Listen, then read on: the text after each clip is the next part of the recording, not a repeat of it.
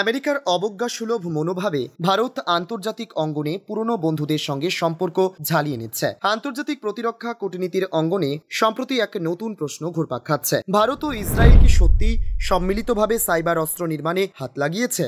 এর ফলে প্রতিবেশী পাকিস্তান এবং চিহ্নিত বটেই বিশ্বের বৃহত্তম শক্তি আমেরিকাও কি ভয় পেতে চলেছে?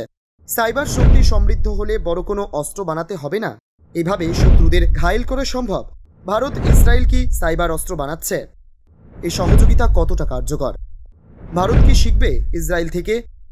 ভবিষ্যৎ যুদ্ধে সাইবার শক্তির ভূমিকা কি? বিশ্ব কিভাবে দেখছে এই উদ্যোগ? ভারত কি সাইবার শক্তি বাড়াচ্ছে? এসবই থাকছে আজকের ভোরের আলোয়।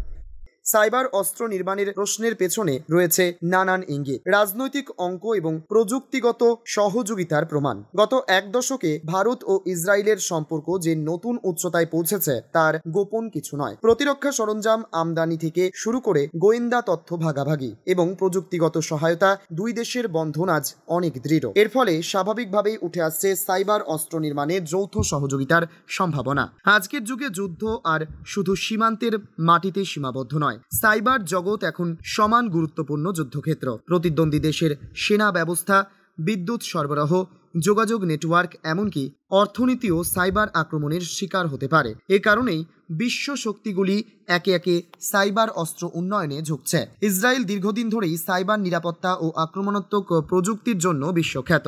অন্যদিকে ভারত প্রযুক্তি খাতে দ্রুত অগ্রসর হচ্ছে এবং ইতিমধ্যেই বিশ্বের অন্যতম বড় সাইবার বাজারে পরিণত হয়েছে। ফলে দুই দেশের সহযোগিতা হলে তা এক বিশাল শক্তিতে রূপ নেবে, এমনটাই মনে করছেন বিশেষজ্ঞরা। ভারতের ড্রোন প্রযুক্তি ও ক্ষেপণাস্ত্র প্রতিরক্ষা ব্যবস্থা উন্নত করতে ইসরায়েল বহুবার সাহায্য করেছে। বারাক মিসাইল সিস্টেম থেকে শুরু করে নজরদারি ড্রোন, তার বেশ কিছু উদাহরণ ইতিমধ্যেই দেখা গেছে। পাশাপাশি সন্ত্রাসবাদ দমন ও সীমান্ত সুরক্ষায় ইসরায়েলি প্রযুক্তির ব্যবহার ভারতকে অনেকটা এগিয়ে দিয়েছে। কিন্তু এবার প্রশ্ন উঠছে, দৃশ্যমান সহযোগিতার বাইরে কি গোপনে সাইবার অস্ত্র নির্মাণেও হাত মিলিয়েছে দুই দেশ? কিছু আন্তর্জাতিক সংবাদ মাধ্যমের দাবি, ভারত ও ইসরায়েল যৌথভাবে এমন কিছু গবেষণা চালাচ্ছে যা সরাসরি সাইবার যুদ্ধক্ষেত্রে কাজে লাগাতে পারে। যদিও কোনো সরকারিভাবে এর স্বীকৃতি মেলেনি, কিন্তু দুই দেশের কূটনৈতিক নৈকট্য এবং প্রতিরক্ষা চুক্তির ঘনঘটায় এই সন্দেহ আরও প্রবল হচ্ছে। ভারতের ন্যাশনাল সাইবার সিকিউরিটি নীতি এবং ইসরায়েলের সমৃদ্ধ সাইবার গবেষণা মিলিত হলে এটি নিঃসন্দেহে এক অভূতপূর্ব শক্তি তৈরি করবে।